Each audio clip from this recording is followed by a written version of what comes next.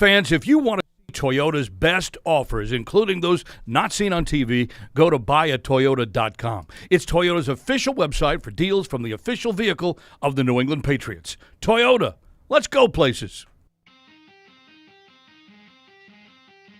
This is Patriots Playbook. The legend. I got one of those updates this week from Facebook. You know how they send you memories? They sent me one from 50 freaking years ago. You know what my reaction was? You mother... Good golly, Miss Molly. The depth is terrible. Boy, we love revisionist history around here, don't we? I started out the program and they said, I think we were talking tackle back in April. And everybody said, no, if they draft a tackle, I'm going to scream bloody murder. I'm going to jump off the train. Now, here's your host of Patriots Playbook, John Rook. Our camera person just jumped off the train, right? Wow is all I can. Our apologies for coming on. Well, let's see. Evan, I'll see you. You'll be out of here in about 62 seconds, right? Well, as long as the quarterback takes his sweet time coming to the podium, we got some time. Be all set, right? Yeah. Okay. Well, everybody, welcome into the Playbook. It is our maiden voyage. I'll be just a little bit of a slow start anyway. Here on week one of the NFL regular season. I'm John Rook. Evan Lazar is here. Coming up on the program, Chad Graff, who covers the Patriots for The Athletic. He's going to give us his spin coming up in a bit. Dave Spadaro from PhiladelphiaEagles.com at Eagles Insider. Or as I like to call him, he's the Paul Perillo of the Philadelphia Eagles. Oh. Although I think what we need to have, Maureen and I talked about this. Okay. One thing that I have to deal with, wait a second, I got to move this now? Hold on. This has got to go. We don't need want any the more. badge on? We don't want any more John Rooks running around. Yeah, you think somebody would like? Yes. Really? Oh yeah, absolutely. That's a security thing? It is. Wow. Yeah. People can screenshot and use your ID. Wow. Yeah, they tell us in orientation, like if we're like going out for lunch or something like that, leave it in the car. To leave it in the car? Yeah. Oh yeah, it's a real thing. Okay. Hey, listen, I want to get along. I want to be a friend of everybody around here. Yeah. Since we're doing this newfangled thing called television after 22 years of doing a radio show, now it's a television show too. But how do you feel about it? Do you like it? It's fine. It's good. You get the YouTube comments, you get the interaction, you which live is, feed. Yeah, which is great. I don't mind it at all. But when you've been doing radio for as long as I have been, and of course we've been doing radio here, as I've said many times before. So those that have heard this are already going, "Oh, here he goes again." This is the 23rd year that we've done this show. Wow. 24 years of Patriots.com radio. We launched in 2000. And then the first year of the Playbook was 2001. And, of course, 2 weeks after we launched Playbook, 9/11 hit, and that was another story altogether. But we managed to keep, plowing forward. But this is the first time we've ever, streamed it, with the television aspect of it. So it's good. It's good. It's good for the numbers. Glad it works out. Some people really like watching on YouTube more. God only knows why. I don't know. I'm old, man. It's the platform. Like they like the way that the player works better than Sure. Yeah. Sure. I get that. Yeah. And it is all about a visual medium, and that's part of what we teach at school and all that kind of stuff, right? There you go. All right, so we need to jump into this right away since we're a little delayed to the process. But first and foremost, I got to get your thoughts on Jack Jones and his issue largely being taken care of, to our knowledge, because we still haven't heard definitively from the NFL on if there's going to be any kind of a suspension or any kind of a punishment that he will have to pay for his, shall we say, transgression. By the way, and I'm going to digress right off the bat, I heard someone just say earlier today that carrying guns inadvertently into airports is not an uncommon occurrence. Yeah, somebody called into PU and said that in the Pittsburgh, I think it was Pittsburgh. I heard that call as well earlier today. Pittsburgh Airport, there was 27 similar cases in the last year. But I think where a lot of it, I don't want to comment too much on the legal proceedings with Jack Jones. I'm not a lawyer. But I think a lot of what happens is that there's strict guidelines and rules. You can transport guns on a plane, but it just has to be done correctly. Right, there's rules and guidelines of how they have to be checked. They have to be in a box, one of those Pelican cases, lockbox, whatever, all that stuff. But I think that's where a lot of this comes from. I'm not saying that's necessarily what happened with Jack Jones, but sometimes it's just pure confusion of, oh, I thought I could do this, which I know sounds crazy, but I think that's where a lot of it comes from. Okay. Be that as it may, how does he figure into the rotation? Does he start? Yeah. Does he come in off the bench as the nickel back? What does he do? Well, I think, obviously it's game plan to game plan with this team. So it's hard to say, is this guy a starting cornerback? Is it, where is he factor into all of this? I think in this week, in this game, the Eagles, they're a run-heavy team. They run a lot of 12 personnel, 2 tight end. They want to come downhill at you. They want to run the football. So is a Jack Jones type of cornerback really the guy that you want in the game for that sort of game plan? Probably not. And they have all these safeties the Patriots do, and my guess is this is going to be a pretty safety-heavy plan. I think you could, at times, see, now depending on what you call everybody, but I think you could see 4 safeties on the field at times in this game. So is this necessarily the game for Jack Jones? No. I also think that just in general, maybe I differ from some other people on Jack Jones in my opinion of him as a player. I think he has moments. I think he's got a ton of talent, but I think he's a risk taker. I think he's a ball hawk. I don't think he's a real man-to-man, live in your hip pocket, no pun intended, that was bad, sort of thing. Like, I don't think that's really his game. Like, I don't think that he's really a strappy cornerback in that sense. But that's, I don't know. Maybe I'm wrong. Maybe I have a different opinion on that than that on other people. I guess my whole point is I'm not totally convinced that Jack Jones is this great cornerback yet. I think that there's been too much inconsistency in his game. We've seen the flashes. We've seen the physical ability. We've seen the speed. We've seen the ability to cover. We've seen the ability to make plays. And really, that's what you need on defense. Last couple of years, especially since the last Super Bowl, the cry has been for playmaking ability on the defensive side of the ball. Forget offense for a second, but you need guys that can make stops and make plays when a play is needed. Jones showed last year as a rookie that he might have the potential to do that.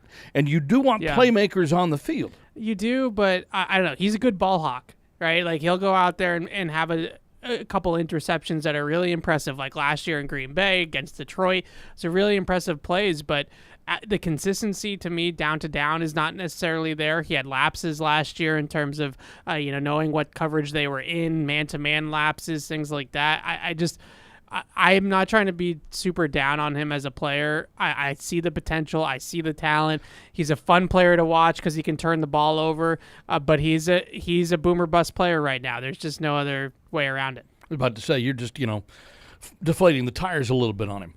I just don't think that he's the type of guy that is a down-to-down, lockdown corner. And I get that he was a 4th-round pick. He's not Christian Gonzalez. And right, like Christian Gonzalez to me is a very different breed, because Christian Gonzalez is going to stay with his guy for 70 snaps a game. He might not have the ball production that Jack Jones has. He might not have the plays on the football, but he's going to live in the kitchen of the opposing receiver for 65, 70 plays a game, or at least that's the hope, right? Mm-hmm. Whereas I think with Jack Jones, he's a much more J.C. Jackson. Like, he's much more of a ball hawker or chance taker, whatever you want to call it. And there was just a lot of instances last year where he didn't necessarily always get burned for it because the quarterback didn't throw the ball his direction. But, he lost a lot of reps last year. And especially I felt, overcommitting to things, trying to jump things, and then they hit him with double moves or they just run by him or whatever the case may be. And I guess I'm not, I hear a lot of people that are saying, oh, Jack Jones is, his legal situation, like, huge win for the Patriots. Like, yeah, it's a good thing that Jack Jones is going to be able to play football for the Patriots versus him not playing football, right? Like, that's a good thing. Yeah. But I think that some people are maybe just overrating the player, what he currently is, a little bit. All right.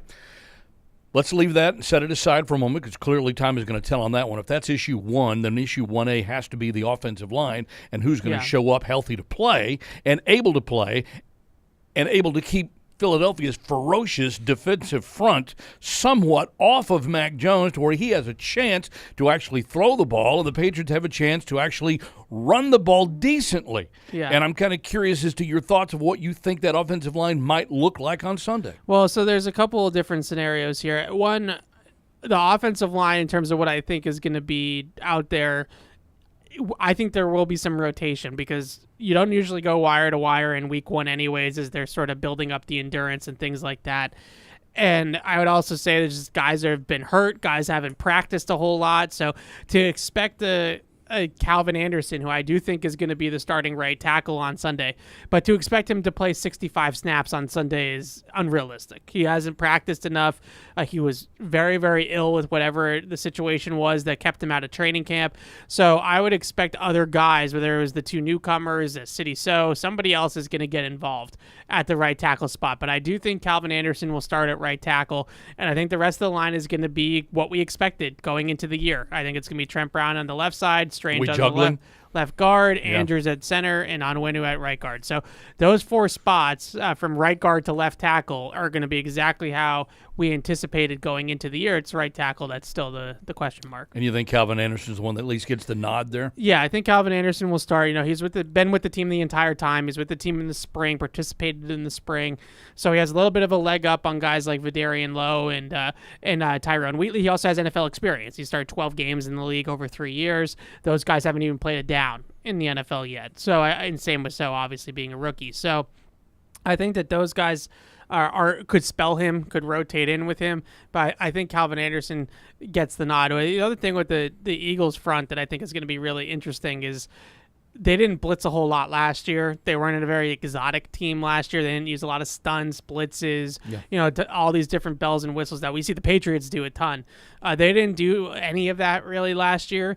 It was kind of Jonathan Gannon is one of those guys that got a head coaching job out of the Eagles' success, but there's been a lot of pushback in Philly from Eagles fans and media about how vanilla they were in the pass rush last year, even though they had 70 sacks, right? So does Desai, their new defensive coordinator, does he scheme it up a little bit more?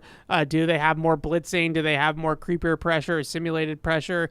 What do they run in terms of their front? Or are they going to still just be a team that's going to try to win their one-on-ones and know that we have better dudes than you do, and that's just going to be it? How much of a factor, Evan, do you think Philadelphia not having played their starters at all during the preseason is going to have on week one? Is this sort of a calculated gamble maybe that the Eagles have going into this? And this will be a question for Dave Spadaro from Eagles Insider coming up in a little bit. But I'm just kind of curious as to your point of view and whether or not the Patriots might be in somewhat of a position to take advantage of that. I think a little bit, yeah. I mean, they're going to have some rust. I think that's going to be clear. There's going to be some rust early on, and I also would say that they have two new play callers. So on both sides of the ball. So Jalen Hurts is going to be in the game getting the plays relayed to him by Brian Johnson for the first time on Sunday. And there's going to be a feeling out process there. Now, I always feel like that maybe lingers in the first half. Then they kind of get into a groove. They get into halftime. They maybe make a few adjustments, and I would expect the Eagles to be humming in the second half. So if you can get out to a lead, if you can hold it close. Wait. You know what's coming. If you win the coin flip, take the ball? No. No, I didn't say that. But I did. Oh, damn. I will say that I think that there's a chance, and hopefully, for the Patriots, that they are in a good position at halftime because the Eagles might be working through some rust and things like that. But once the second half hits, I think the game starts to declare. You had best be in position, I think, to steal the game from them. Yeah, at halftime. Because they'll make a charge after halftime. Halftime adjustments, whatever. It's like, all right, messing time is over. Yeah. I mean, this is a Super Bowl team here that we have that's expected to be a Super Bowl contender, could easily be the best team in the NFC, certainly maybe the best team the Patriots face all season long. And you got them in week one, and you got all this emotional hubbub with Tom Brady and yada, yada. And, that's, to me, the biggest concern that I have almost is just the emotion of the day. The fans we know are going to be keyed into what this day is really all about because they didn't get a chance to give Tom a proper goodbye, and that's what this weekend is supposed to be about. But the football part of it is enormous for this team when you consider the schedule strength over the first half of the season. I mean, if you got +1 in this week, huge difference maker maybe for the entire 17-week season. Yeah, I might be eating my crow on this, but I think that they're catching the Eagles at the right time. I agree with that. I would not. We're going to agree on this one. You and I Yeah. don't agree a lot. We're going to agree on this one. They're catching the Eagles absolutely 100% perfectly. If there was any other time to play them, it would be the last game of the year when it means nothing. Yeah, but I think that playing them right out of the gate, you have the advantage of them resting their starters in the preseason. You have some advantage of the new coordinators and different things that they're dealing with in terms of that. I think that there's a chance that you might be playing a little bit of a less, not as fine-tuned of a team. That I don't know if the execution is going to be quite as clean as what you're going to see in a couple months from Philadelphia, and maybe the energy in the building does help in that respect as well. Like, I don't think that it's really going to matter too much to the Eagles if it's a rowdy crowd or not. No. That won't matter at all to them. But maybe the players can feed off some of the juice. And maybe. there will be some juice. And let's remind you that there will be more juice in the building because the open end of the stadium is now closed with the new club and the new scoreboard and the new tower and everything else that they've got, which they're dedicating actually Friday, I believe. They're officially going to cut the ribbon on everything, Yeah. so everything's supposed to be open and ready to go. It is going to be a different sounding environment, and it's something I think that, well, many of us who have been here for the entire existence of Gillette Stadium have been waiting for. Yeah, it's definitely different. I just know from being out there the little bit that we've been able to be out there so far this summer, it does feel like it plays different. It's always on that field for whatever reason for all the years I've been doing. It's always windy as hell. I can't explain. I think it's because of the horseshoe and like the way that the open end of the stadium just funneled the wind. And the wind comes out of the north a lot. Yeah, and it was always windy. Like even in the middle of the day on a Wednesday when we were out there shooting videos or whatever the heck we were doing, it was windy. So I think this version of the stadium with the closed end, the wind's going to be held in a little bit more, like in terms of it's not going to be as windy, I guess I should say. I believe, at least the times that we've stood on field level recently, it hasn't been nearly as windy down Not there. as breezy as it once was. No. That's So interesting. That's a big factor. So Yep. I don't know. We'll see how the issue plays off. I'd be remiss if I didn't ask you the one question that I'm going to ask of everybody to answer today as you call in 855-PATS-500, the toll-free telephone number. It's just the same as in Patriots Unfiltered. Web radio at patriots.com. That's the email address. You can hit us up at JR Broadcaster. That's the Twitter handle. Or you can hit me up on my Facebook page at john.rook to converse about the show, about the team, about what we're talking about. But I'm just, I've been reading a lot of the media, which we're going to get to in just a second here. But a lot of guys and a lot of ladies who cover the beat, as you do, Yes.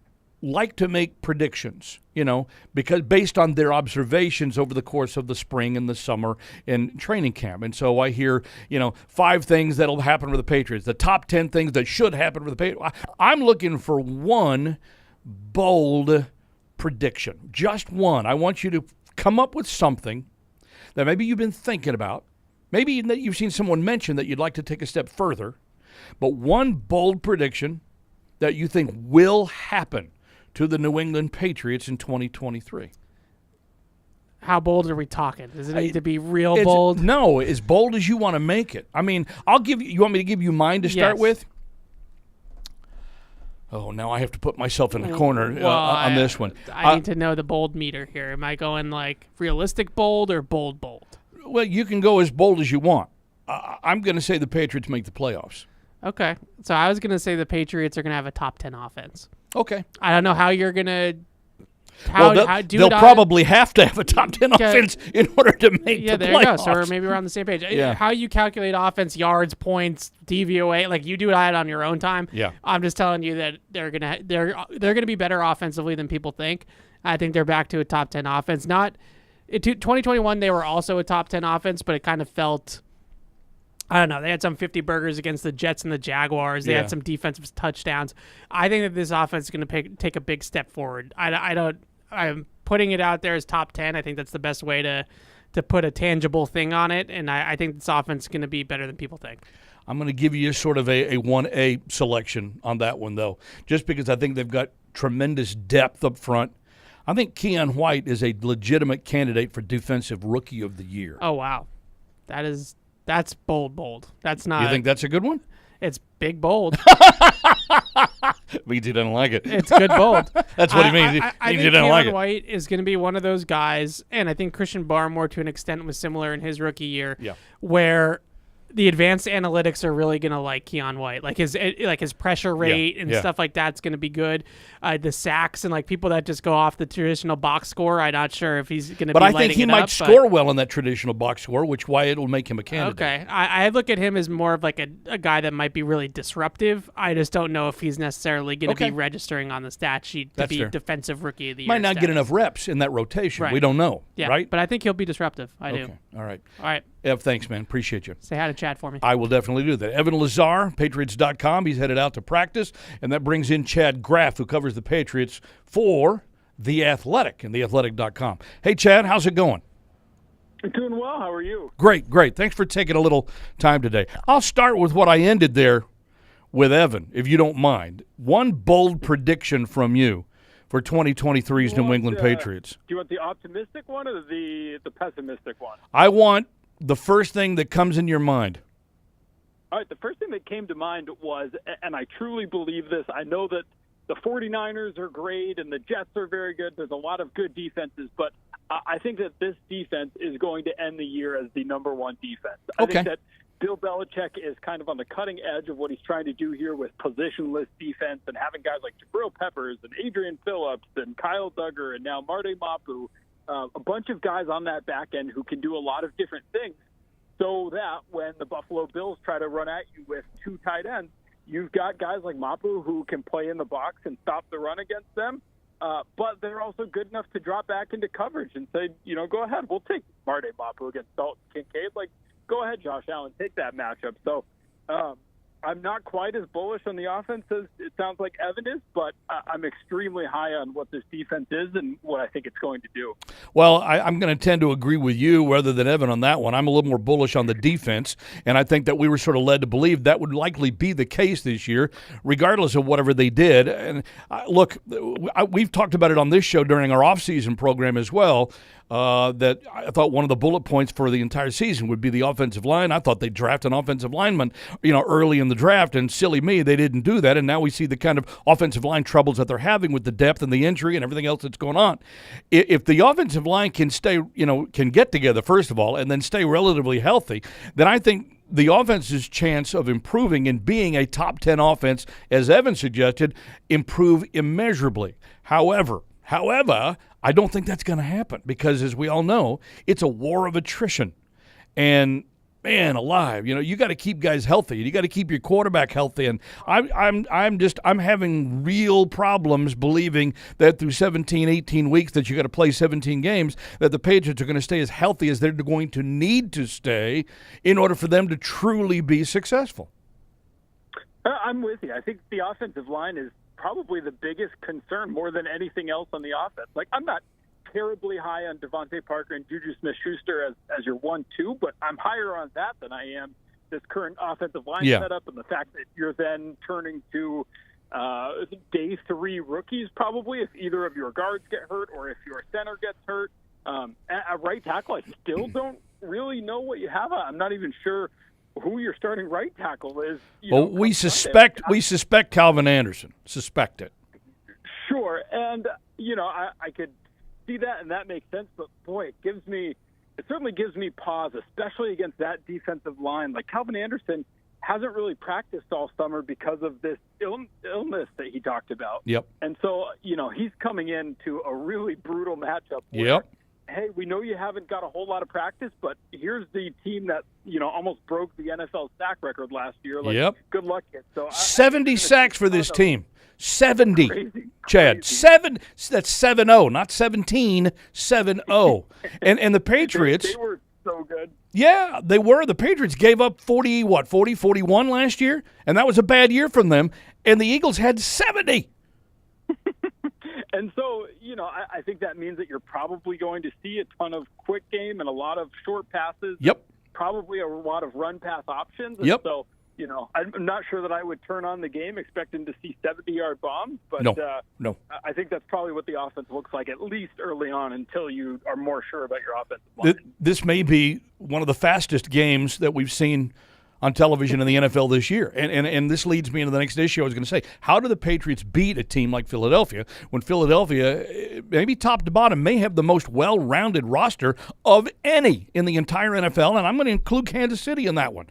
I like the Eagles. I'm very bullish on the Eagles in the NFC, to get back in the big game. And as long as, again, health is the key. And I always have to add that because we know health is always a factor. It is every year. And now that we have 17 meaningful games to play, it's certainly going to be that. And when the NFL goes to 18 games, and they're going to go, and maybe sooner than we think, it's going to be even more of a factor. You got to keep guys healthier longer. And so you'll see rule adjustments and this and that. The idea is going to be able to keep guys healthy on the field.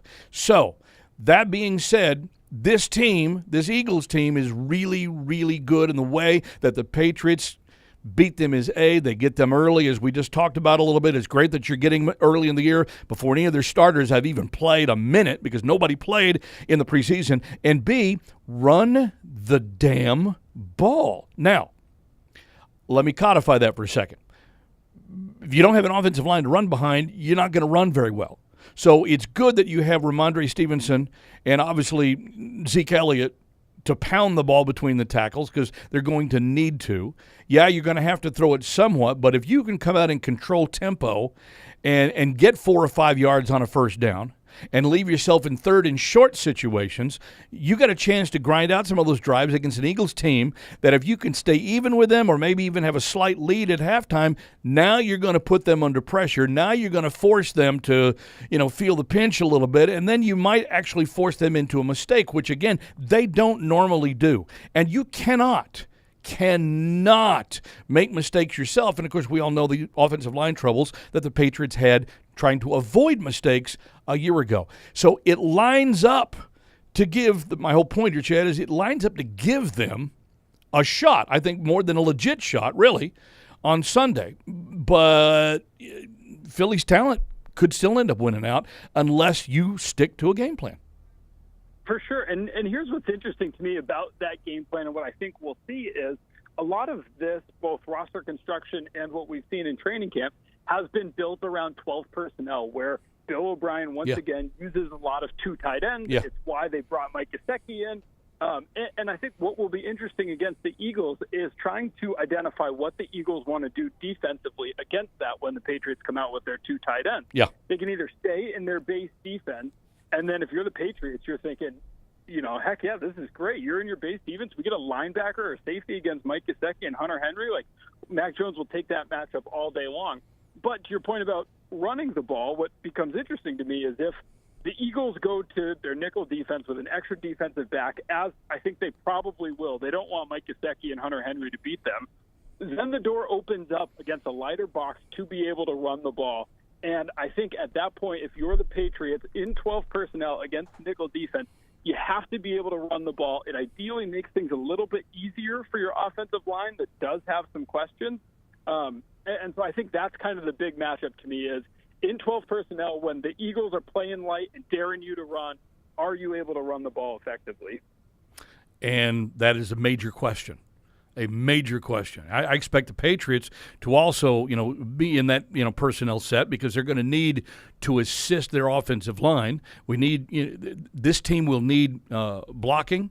I fully expect. I'll put it to you this way.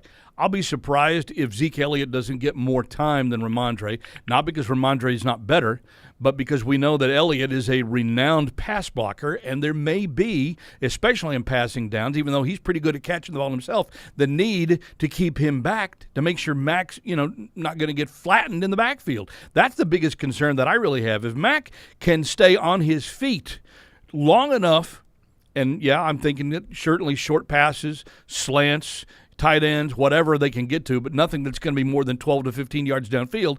If he's able to get those passes out and frustrate Philadelphia, then I think the Patriots would be right there at the end with a chance to take it.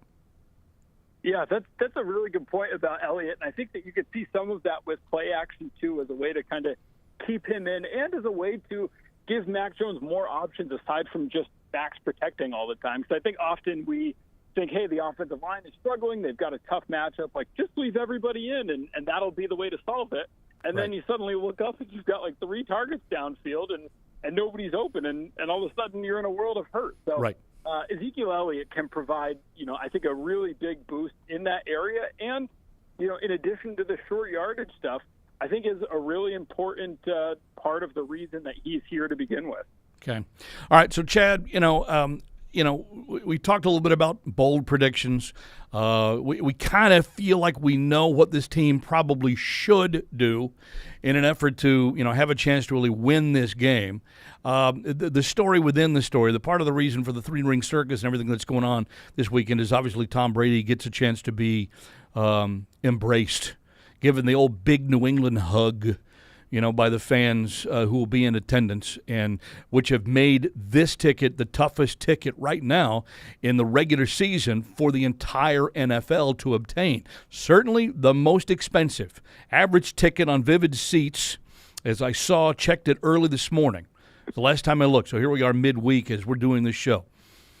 Average ticket price was $736.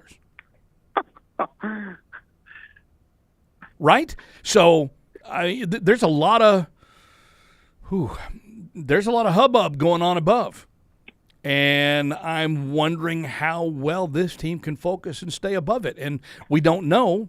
There are 20 new players on this team as compared to who weren't on this roster a year ago. Maybe that's a good thing. Maybe that's not a good thing. But I'm just curious as to you've talked to these guys. You obviously know the coaches. What's your feeling on this team's ability to shout out noise and accomplish a mission? Well, it's interesting because even the players who were not here when Tom Brady was here, there's just no hiding from the overarching presence that he is, everything that he meant to this organization and the team and the 6 Super Bowls and on and on. As Ramondre Stevenson said today, he feels like he walks past 5 pictures of Tom Brady just going down the hall. So Brady is kind of ever present, even if he is, embarking on his first year of post-playing career now. So it'll be interesting to see how they kind of handle that. There are going to be plenty of former players, I think, as Ty Law said, lingering around. But a lot of this is going to go on at halftime when the players aren't there, and an opportunity for Brady to say thank you and the fans to say thank you as well, which should all be very cool. But there's no doubt that this is going to be swirling. Like, the place is going to go crazy in warm-ups if Mac Jones comes over and gives Brady a hug, or Bill Belichick comes over and says hello. Some of that has to be talked about right now, right? Like, hey, I'm going to do this, and we're going to get the fans behind this. We're going to show that we're all on the same page. I thought they alluded to that a little bit when Mac basically told people that, he told the media, and which is telling everybody now that Brady's one of his mentors. I'm not sure anybody really knew that. Right. Yeah, and it caught people, I think, by a little bit surprised when the picture came out of the two of them hanging out at Kraft's party this summer together. So, there's plenty of a relationship there. But, at the same time, we're also talking about the head coach who, minimizes distractions perhaps as well as anybody else and prepares for every little thing as well as anybody else. This is the coach who, was so worried about whether the roof was going to be closed or open for kickoff in the Super Bowl in Atlanta. So, it's a very big deal, and I think it's going to be super cool. But I also, I think that Belichick will do a decent job of just making sure that everybody knows the assignment at hand. All right. Chad, hey, thanks for a few minutes. I do appreciate it, and I look forward to visiting with you from time to time throughout the year. Excellent. All right, thanks for talking. You got it. Chad Graff, The Athletic. He's the Patriots beat writer for theathletic.com, at Chad Graff on X. That sounds so weird. Formerly known as Twitter. Is it going to stay that way? Is he really going to stay that way? Is Elon going to keep it and leave it X? I thought the X was just sort of a placeholder for a new logo, that it was still Twitter, but he put the X in there to get rid of the little, Tweety bird, and they were going to come up with a new logo, and now they're just kind of leaving it as X. I had heard that all his other businesses had X in the title or something to do with X, so they're all trying to merge them as one thing. Oh. So who knows? So it might be that we end up getting another logo here is basically what's going to happen. Probably. It's possible. Okay. Well, who the hell knows anymore? All I know is that, I always say, post it on X, parenthesis, formerly Twitter, that kind of thing, because you almost have to like suggest that, because nobody knows what the hell we're talking about. X. The hell is X? Okay? I'm just getting used to the little Tweety bird, and now the X? Really? Come on.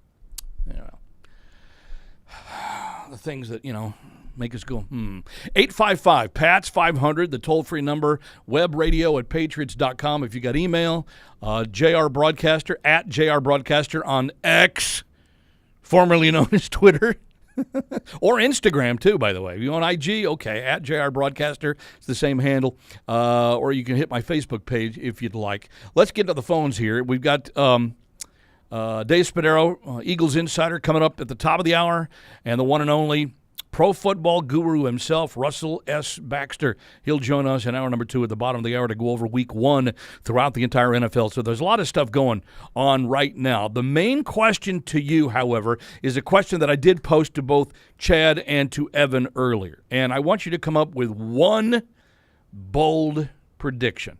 Not 2, not 3, not 7, not 10. I want one. What's on your mind, front and center? First and foremost, what do you think has to happen? What do you think needs to happen? What is the biggest reason for success or failure for this Patriots team? And, it can have to do with the team. It can have to do with the individual. It could have to be Patriots are going to win 12 games. Well, that would be mighty bold, and I would say that most people would laugh at you if you said that. But if that's what you think will happen, then bring that to the table and tell us why. It's okay. There's no such thing as a silly question or an answer or a stupid one. As my students all know, that the only stupid question out there is the one that you don't ask. So let's kind of take that attitude with this one and welcome you into the program. Tim is in the UK. He gets to lead us off here. Hey, Tim, you're in the playbook. Hey, John, how you doing? I'm good. How's it going today? Yeah, not too bad, cheers. All right, I'll start with my bold prediction. Please. This was a take that I had kind of earlier in the summer when we didn't re-sign Jacoby and we signed Juju. I thought, at best, that's going to be a net neutral move. I think there's obviously a big risk with Juju kind of, coming in, learning the playbook, learning a new system, and there's the injury concerns as well. And, we haven't seen much of him this summer. I thought at the time, going to be at best as good as Jacoby was last year. Okay. And, given that we haven't seen much of him this summer, I think that's, probably not that bold of a take anymore. No, I actually like it. Here's another bold take for Juju. He stays healthy and plays, 15 games. Well, that would be that's a bold take. I mean, bold. That would surprise me. Yeah, well, I think it would surprise everybody. And if you believe the media, much of the media thinks that Juju's got a bad knee and it's getting ready to explode and yada yada. I mean, I hope that doesn't happen. Who would want anybody to have that happen? But at the same time, I think we realize that that's part of the reason why they kept so much younger depth at wideout, to sort of protect themselves from what they feel might be an inevitability. I don't know. I mean, time is only going to tell. I think that if Juju's able to stay healthy and stay on the field and play, let's say if he's able to play 14 of the 17, I think that's also qualifies as a bold prediction. I'd take 14 out of 17. Right. Well, you'd take 14 out of 17 for any of the receivers, wouldn't you? I mean, that health at receivers, low key, kind of a really big problem. I think. Parker, dinged up. I think he's back at practice now, but prone to getting dinged up, and he's up there in age. Yeah.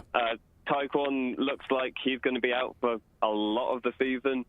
I think they've got a lot of depth at receiver, but a lot of it is unproven.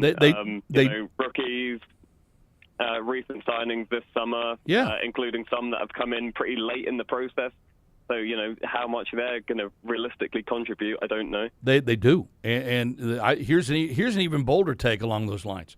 Kendrick Bourne will be the Patriots' leading receiver in number of catches and yards and touchdowns.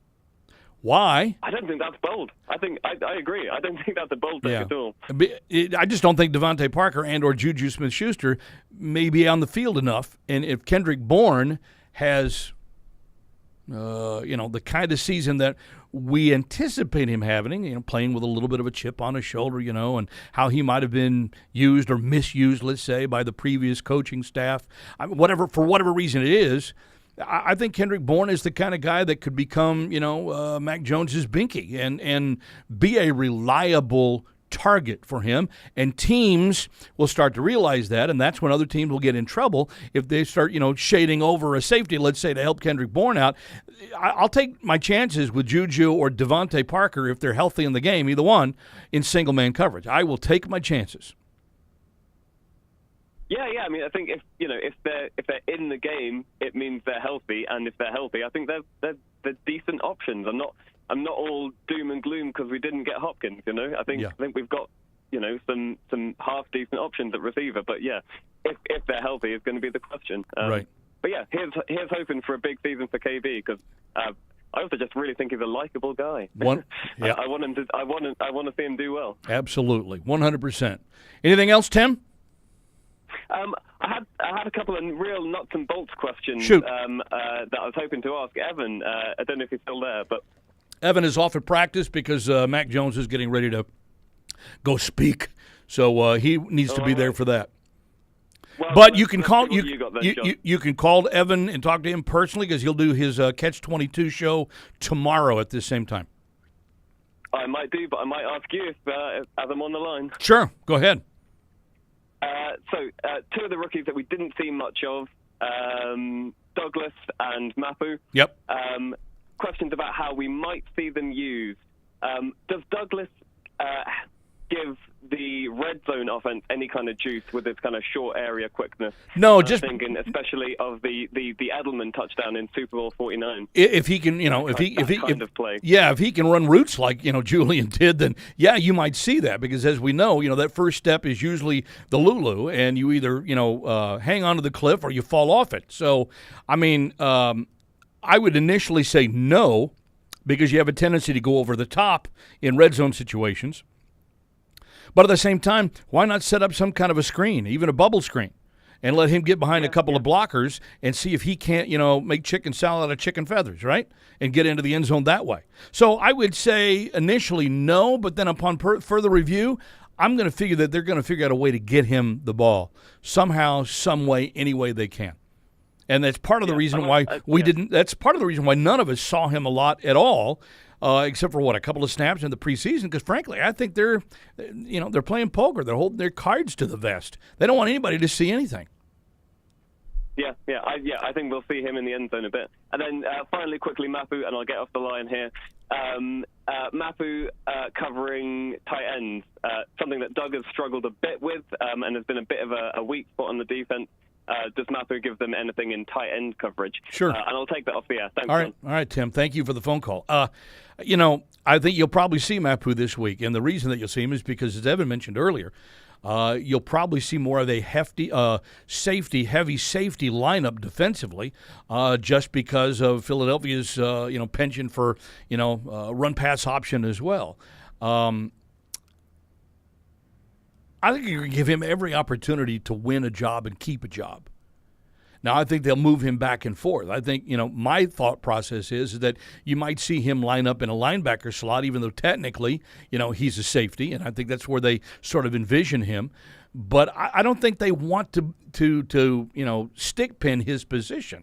I think they want him to be that versatile sort of, line up anywhere kind of guy where teams have to account for him. Because if you have to account for him and assign a guy to him to make sure that you've got the blocking responsibilities here, if he's on the line or if he's, playing a linebacker, that's one less guy that can pay attention, that you need to pay attention to on that end of the field. I'm anxious to see him. I'm anxious to see how many reps he gets. I'm anxious to see how he matches up.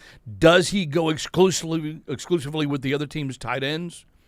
Does he cover backs coming out of the backfield? Does he support well in run defense if he's caught on the field in a running down situation? These are all things that we have to learn about the kids that, we haven't seen yet on the field. And I think that obviously will start this week. All right, Sean in Vancouver. Thanks for hanging in, Sean. You're in the playbook. Thanks, John. I'm actually in Montreal right now, heading to the airport back to Vancouver. Oh, so you're still on vacation? I'm still it's ending, but yeah. Oh, lucky But you. it's vacation time. I until football season I starts. could have done with about 2 more weeks, Sean. Not for nothing. I could have done with about 2 more weeks. A couple of more weeks, on the golf course without any, going to class and, trying to, improve impressionable young minds in this country. I think I could have gone with a couple more weeks of, swinging it often on the golf course. Yeah, for sure. Well, my bold prediction, Go. it might not be that bold, is I say the Patriots defense will be even better. So they were about 7th in the NFL in points given up last year in 2022. I say they're going to be top 5. Okay. Top 5 is a good one. I think that's a reasonable goal. Bold, but it's bold enough. Look, if they're top 5, if they have a top 5 defense, I would also tell you that for them to be a playoff team, they need to be probably right at about a top 10 offense. Evan said that earlier, and I concur with that. It's got to happen on both ends. Could they sneak in with, say, a top 5 or a top 3 defense and maybe a top 15 offense? Yeah, they could, but a lot of that is going to be dependent upon how the teams around them do. Also, it's I was just going to say, Russell Baxter wrote earlier this week that, it's not impossible for 4 teams from the same division to get into the postseason. It's happened a couple of times before. I'll get him to expand on that in the next hour. But, he doesn't think that the AFC East is that division this year. And I would respectfully, disagree with that because I think all 4 teams largely have the ability to beat each other.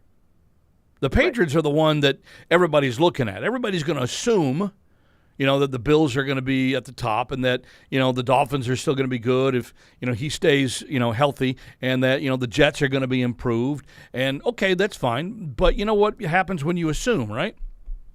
Yeah, you make an ass out of And I think that could end up happening. So it'll be interesting to see how that part unfolds. I think that there is a possibility for that to happen. And it could happen right in the AFC East. Well, the other thing I want to talk about is the game that's upcoming, the Eagles, because we learned very little from this preseason. We don't really know, especially on offense, what the Patriots will be, but they've made a lot of moves, and we're going to see if those affect what they had deficiencies with last year. And one of them is the mobile quarterback. So right away we get that test with Hurts, and if you remember back in 2003, the Patriots had Damian Heward, who isn't anywhere near as good as Peyton Manning, but he was able to mimic Manning well enough for the Patriots to win that season, and Belichick praised him for that. So we're going to see, on the practice squad, if Cunningham could help the Patriots defense, and with that, I'm thinking Mapu, maybe Spy times on the field when he's closer to the box. I love I love the ability to spy someone, especially if you've got the an athletic quarterback who is as much a threat to run as he is to throw. The Patriots don't seem to like to do that, and they've tried it in the past. They haven't done well with it. Whenever you think that you're playing one of these RPO geniuses at quarterback, and the Eagles have one. There's no doubt about that. That this would be the perfect thing to do. I'm not sure that anybody wants to play their hand in that regard, even though it might very well be that that's the case, that there's going to be one guy out there that's sort of spotting him, spying him, just sticking by him, putting a hit on him, whatever it may be, to make sure that he doesn't burn you. When you have somebody as talented as Jalen Hurts, okay, and I thought he was talented at Alabama. I thought he got the shaft at Alabama, my own personal self. And then we saw, how well he could play at Oklahoma when he transferred. He is a definite MVP candidate, and he should be considered that because he's such a threat with, both talents. He's got a better arm than people give him credit for, and his legs are as strong as any quarterbacks I think we've seen maybe ever. So when you have that kind of a dual threat, I'd say you're not doing your job unless you have somebody who has an assignment on Him, period. But when you do that, you take away from other areas, and I'm sure that would be Bill Belichick's explanation on that one. You're taking away from other help that you might need. So it's almost damned if you do, damned if you don't kind of situation, which leads me to say that it will probably be situational. Situational. Yeah, well, it's not all the time, but it's definitely going to be. I would think they need to do that to win. But the other thing I think they might have addressed, and again, we're going to see everything. This is a great test with this team because the Eagles are such a strong team. But you mentioned it before with protecting the quarterback and having Zeke in there, and I think you're going to see more 22 and aspects of two running backs in at the same time with Zeke and Stevenson both there, so you can pass and run with the same personnel. Yeah, I certainly think you'll see them like maybe I would say every other series, if not. Like, all right, one guy plays 2 downs, the next guy gets 2 downs, the next guy gets 2 downs. I mean, you'll see some kind of a rotation, I would think. I mean, that's why they went out and got the guy. So, Ramondre had a complement, and so you had help, blocking in the offensive backfield. And so you had a guy that, obviously knows how to, catch the football a little bit. Sean, thank you for the phone call because I want to ask kind of that of our next guest here on the program, Dave Spadaro, who covers the Eagles for PhiladelphiaEagles.com. He's at Eagles Insider on X, formerly known as Twitter. Had to get that one in. Dave, John Rook here in Foxborough. How are you today? Hi, John. Good afternoon. I'm doing fine, thanks. Great. Thanks for having me. Looking forward to Sunday. Absolutely. Hey, we got to get started with this thing, right? Let's get the summertime's over. It's time to get down to business at hand. So what are your thoughts on what we were just kind of talking about a little bit there in terms of, here's a guy that Ezekiel Elliott, who the Eagles face twice a year for as long as he's been in the league. What are your thoughts on his worth to a team nowadays that clearly he's not the running back he once was, but his ability to block and maybe provide leadership and get you the tough yards and, especially when it comes to Eagles front four, I mean, how difficult a guy is he to sort of plan for, you think, these days? Well, he's always done a really good job against the Eagles. He's been very tough in the red zone, very tough on the goal line, and I think in the right situation, he can be very productive. I mean, the Eagles are a team that is, at least at this point, it looks like the Eagles will go with a committee approach at the running back position. And I don't look at Zeke as somebody who's carrying the ball 25 times a game, but I certainly think he can be effective in a role. And so I think the Eagles have the utmost respect for the guy. And, Stevenson and Elliott in the backfield sounds like a power running game. And, it's very important to control the line of scrimmage and give your quarterback manageable situations. And I think Elliott certainly helps the Patriots do that. Well, I think it's almost universal. Almost everybody I've read when it comes to talking about the Eagles this year feels like the Eagles may have, the best roster top to bottom of any team in the NFL. I'm certainly not going to argue that point. I think it's an extraordinarily deep roster, and the front four is as talented maybe as we've seen in recent years. Not blowing smoke up your skirt. I'm just telling you, hey, look, 70 sacks kind of speaks for itself last year, and I think the Patriots' offensive line undoubtedly will have more than just its hands full on Sunday. What's been the Eagles' secret to success? Is it strictly on the man personnel? Is it the way they run schemes? And how will any of that change since there are different signal callers, coming from your bench this year? Yeah, I mean, the last part remains to be seen. We really haven't seen, obviously, anything from Sean Desai in the preseason. I suspect it'll be relatively similar to what Jonathan Gannon did. The Eagles, until the second half of the Super Bowl, had a tremendous amount of success defensively last year. So, but I think a lot of it's just they invest in the draft. They invest at the line of scrimmage on both sides of the ball. Yeah. In free agency, they invest. I mean, they made a great move a couple of years ago in free agency, going out and making Hassan Reddick a priority. He fit in perfectly, double-digit sacks last year. He had 16 sacks, all-pro player, recognition in the Pro Bowl. So, and then you keep adding, then you lose. What's really interesting to me, and I did a piece earlier in the spring about this, the Eagles lose Javon Hargrave. I think the highest contract in free agency went to Hargrave, who signed with the 49ers. And there's a chance that this front will be better because they have some young players developing like Milton Williams and last year's number 1, Jordan Davis. They go out and trade up in round number 1 this year and get Jalen Carter and add Kentavious Street and just keep adding pieces and winning with depth.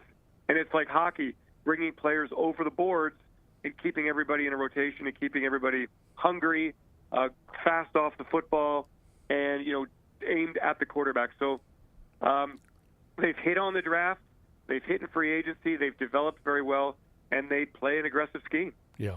Dave Spadaro from PhiladelphiaEagles.com, at Eagles Insider, joining us here in the Playbook. If you really want to know, Dave is the Eagles version of Paul Perillo. Is that you think accurate, Dave? Well, I'm not quite. I hope so. I mean, I think Paul's great. I mean, I take that as a compliment. So thank you very much. Yeah. Well, Paul's our king around here. We defer all of the that stuff to him. So I figured, well, shoot, let's go that route. Let's take that route because somebody's got to step up into that role. How important, Dave, is it that Philadelphia figure out a way to get to the Patriots' offense and get to their playmakers on offense early in this game? Because I kind of think, look, we talked about this in the opening hour. Without your regulars having really gotten a lot of time in the preseason, and I know a lot of that's overrated anyway, but let's say, it would probably be a bit of a surprise or an eyebrow raiser at the very least if you guys came out clicking on all cylinders from the get-go. Just because there's going to be some natural rust, I think, that has to be worn off a bit. So, is it important for this team to get off to the fast start against a team that, man for man, probably shouldn't be step for step with a team that, has the Eagles' talent on its roster?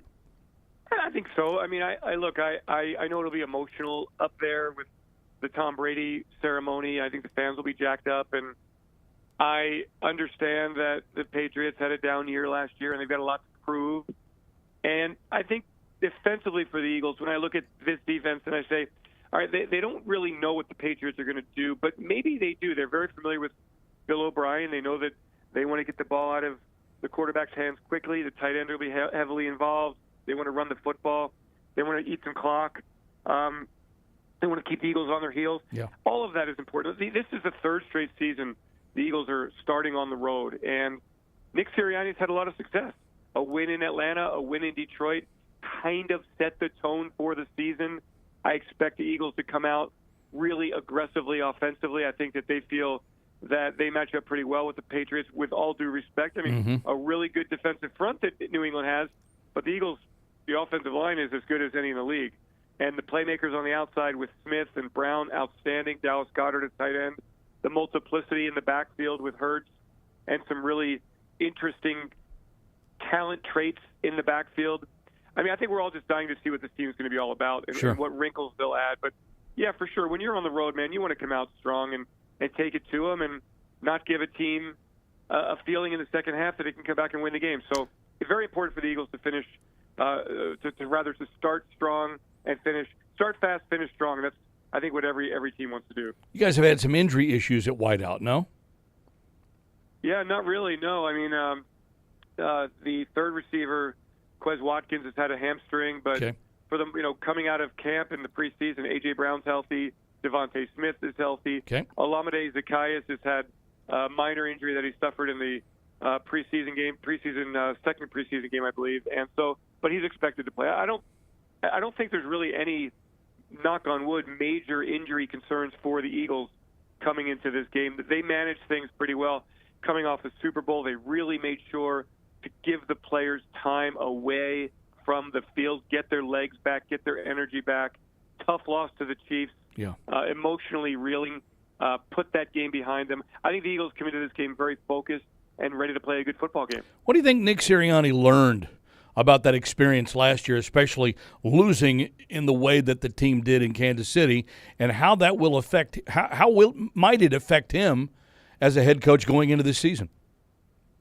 Yeah, I mean, the Eagles didn't play their A game in that Super Bowl, and that's a credit to the Chiefs, certainly. But it's also a learning experience for Jalen Hurts and company. You can't fumble and have it returned for a touchdown. You can't commit penalties. You can't score 3 points when you have an opportunity to score 7. Your defense has to get off the field. You cannot give up a big punt return that led to a touchdown. These are things that, the Eagles lament. They went into that game healthy. Golden opportunity to win their second Super Bowl in 5 seasons. Came up short. And I got to tell you, John, what they did was really interesting. And this is the 3rd Super Bowl I've been to with the Eagles. They reloaded the roster. They didn't take their foot off the gas at all. They knew they had a bunch of free agents that they could possibly lose. They did lose some. There is change on the defense.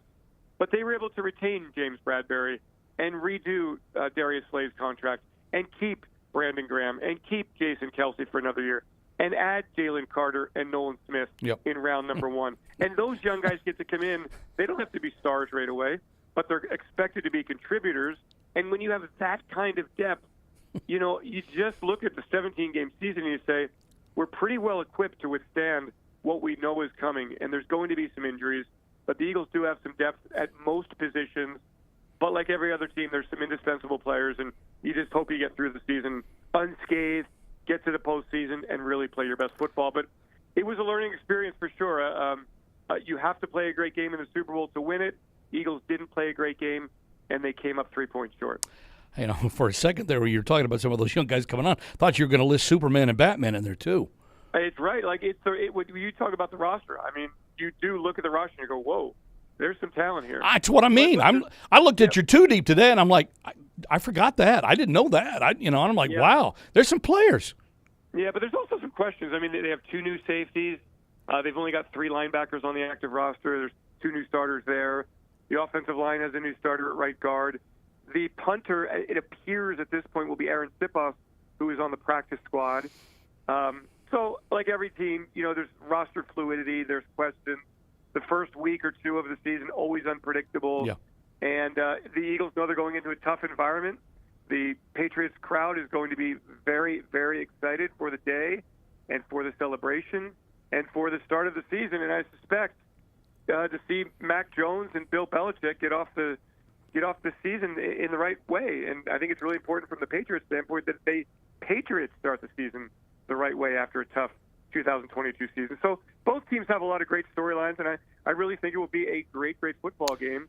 Of course, one of the themes here is that the Eagles are going against Belichick, and what kind of wrenches is he going to throw into the plan, and what kind of surprises will he give the Eagles, and what will he do to devise to do to slow Jalen Hurts in his legs?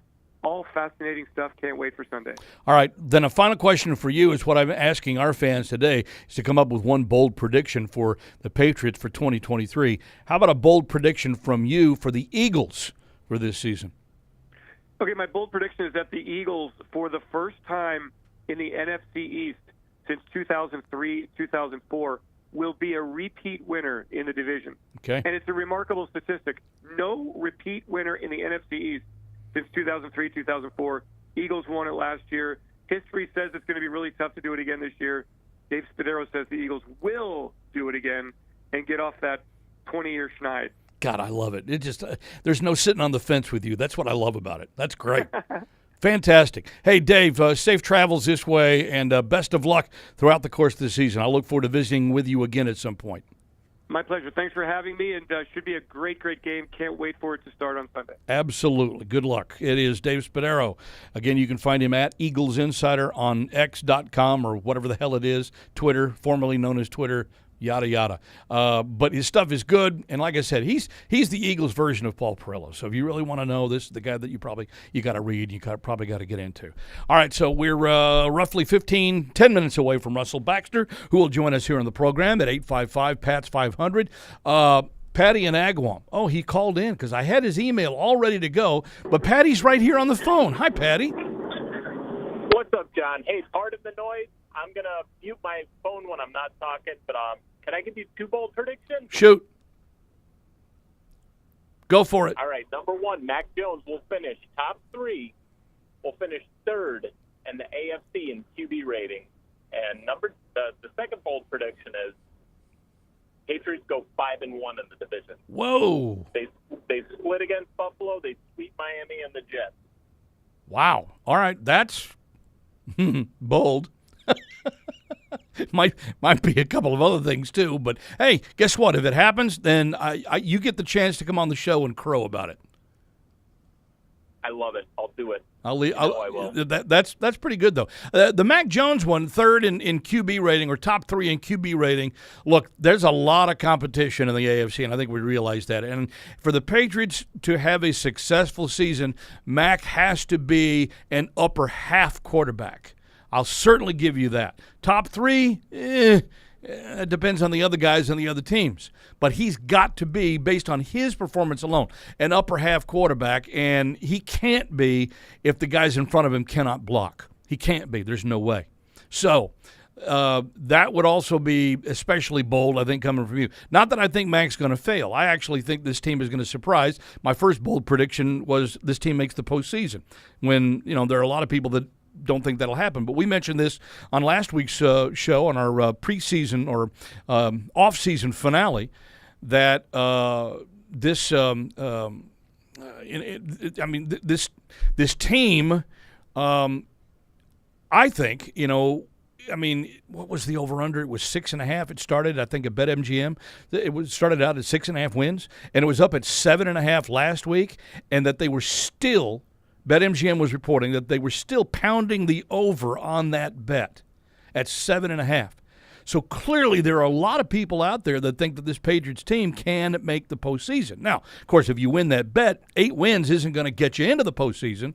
But it just sounds to me like there's a lot of optimism surrounding this team, and I recognize that. And so I'm hoping that a little bit of that rubs off on these guys. Yeah, and I just think that Mac is probably one of the smarter quarterbacks in the league. The fact that they got Billy O'Brien this year, I think that's going to be a big plus. I've said it all along on PU. I think the tandem of him and Adrian Clem they will scheme things to make things happen, especially in the first 4 weeks of the season, because they're going to be, it's a murderer's row of defensive lines that they're going to be playing. Well, and I don't think you're going to see anything stupid like 10 shot plays against these teams. I think they're going to try and get the ball out quick, be smart about it, run some quick slants, some RPOs, all the stuff that was in Mac's wheelhouse in Alabama, and a lot of the EP offense, a lot of the foundational EP offense that's predicated on winning over the middle of the field. And, I think this team's going to win 10 games. I think they could make the playoffs. I don't know. I'm sort of on the fence about that, but I think you might need to win 10 or more, and then 10. You're going to need 10 with a tiebreaker to get in the playoffs in the AFC this year. That might be the case. Yeah, that might be the case. But I would tell you largely, you get to 10 wins, you're going to be there. Yeah, and you got my prediction. You got my score prediction for the week. So I won't have to say it on the air. Let's see. You said the Eagles win 28-27. Yeah, on a and Chad Ryland misses a 50-plus yard field goal with less than 30 seconds on the clock to lose it. Yeah. Well, aren't you a rolling ball of butcher knives? I hope I'm wrong, but I don't know. I think this team is going to surprise a lot of people, and I think it's going to start week 1, and I think they'll carry that momentum on throughout the season, and I think they're going to have a good year. Fingers crossed, of course, but objectively speaking, too, I think you look at last year's team. I know the schedule is tougher this year, but if that team can win 8 games with a real good defense and a crap show on offense, I think Bill O'Brien and just a working, functioning NFL offense can garner them 2 more wins this year. And that's all I got, Johnny. Let's hope that is the case. I appreciate you, Patty. Thank you. Let me hit a couple of emails here real quick. Brian in North Bay, California. Welcome back for another season, JR. Easy, bold prediction here. Patriots will beat the Eagles 29-21. As Tom roots for the team on and keeps the crowd in a fervor. Heading into the draft, I didn't bother looking at Christian Gonzalez because I heard pundit after pundit say he was number 1 on their big board, including reporters and callers in pre-draft to this very playbook. Now that Gonzalez fell and is on the team, let's get excited. The secondary is a secondary no more. The shout out to Eldred there. And can't wait to watch a leap in ball hawking from Marcus Jones out of the defensive slot. Excited for the rookie receivers to get early looks. O'Brien keeps the veterans fresh for the playoff push. Big fan of adding Keon White and Zeke Elliott. Looking for a monster year out of Kyle Duggar. Thank you, Brian. Appreciate that. Our buddy Howard in Stratford, Connecticut. Let's see. Glad to have you back for another season of the Playbook and Patriots football. Oh, guys are looking and sounding great. Well, okay. There we go. You're looking at me like that. You are. Oh, you're on drugs. Can't wait for the Thursday night football tomorrow. And here's hoping the Lions are for real and they beat the Chiefs. As for the Patriots, I know very few people are going to give them a chance against the reigning NFC champs, but I think the Pats are an improved team, especially on D. And although they will not shut down the Eagles, though, they're going to slow it down. And he says his key in this game is that the Pats-O needs to stay on the field, sustain drives, and allow the D to rest so they are fresh come the fourth quarter. If the O can do that, I believe the improved O can score enough points to win the game 30-28 on a walk-off field goal by the rookie kicker, Chad Ryland. So we got one who says he's going to blow a 50-yarder at the end to lose it, and another that says he's going to hit a 50-yarder at the end to win it. Why do I think we're going to miss Nick Folk at some point?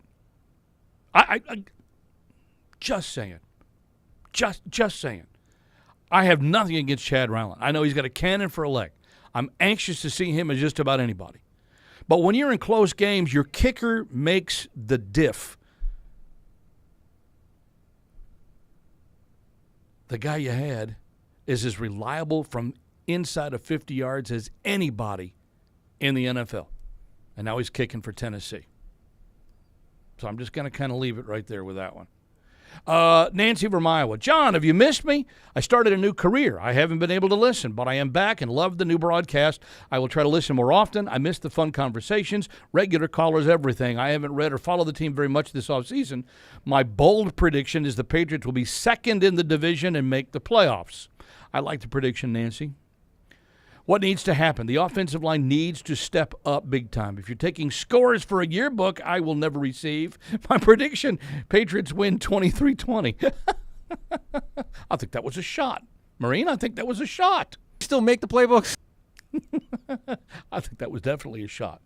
Nelson in L.A. Hey, Nelson, you're in the playbook. Hey, how we doing today, man? What's happening? Good. Yourself? How you been? Everything's great. We're ready for football. What about you?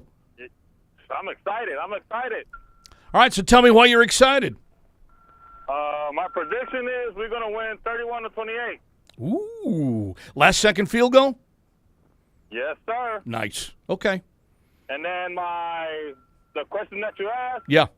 The one that you said, I don't know, what's the... A bold prediction. What do you think will happen with the Patriots this year? My bold prediction is we're knocking the Kansas City out of the AFC Championship and we're going to the Super Bowl, baby! Nelson, you're all right. Way to have that enthusiasm. I'm excited. It's a new era, and we're going to be out there winning games. Okay. All right. Last year, we were all a mess. Yeah, well, we know that. That's true. Just as long as we don't have a repeat of that, I'll be all good with it. I keep hearing you, and one love for all y'all out there, man. Okay. I appreciate you, Nelson, and thanks for listening. It's always good to have that. We got a little bit more to get to, but first, I want to sort of reintroduce before we play his show open here, a gentleman who I've known for a long time. And our time goes back to our time together at ESPN Radio back in, before we hit the 2000s, predating the millennium. So we're going back over 20 years now. But he's been a relatively regular, if not regular, part of this show since the first year we started, which was 2001. Year 23 now of the Patriots Playbook. A real woman could stop you from drinking. It has to be a real big woman.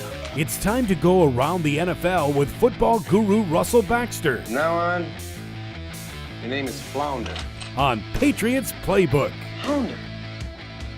Hey, Flounder, what's happening? Well, it's when. Uh-oh, there goes the phone. Son of a gun. Would you? I'm gonna put it. Hold on. I'm gonna put. Just had a clear as day conversation with him. Wow, is that amazing? I know, because I heard you talk. I saw you talking to him, and then all of a sudden, bang. So you want to try to pick him up on your end and see if it comes back? Yeah, just because I don't want to waste any good stuff with Russell. We don't want to do that. The background on Russell is he was, for those that don't know, if you're wondering, well, who the heck is this Russell Baxter guy?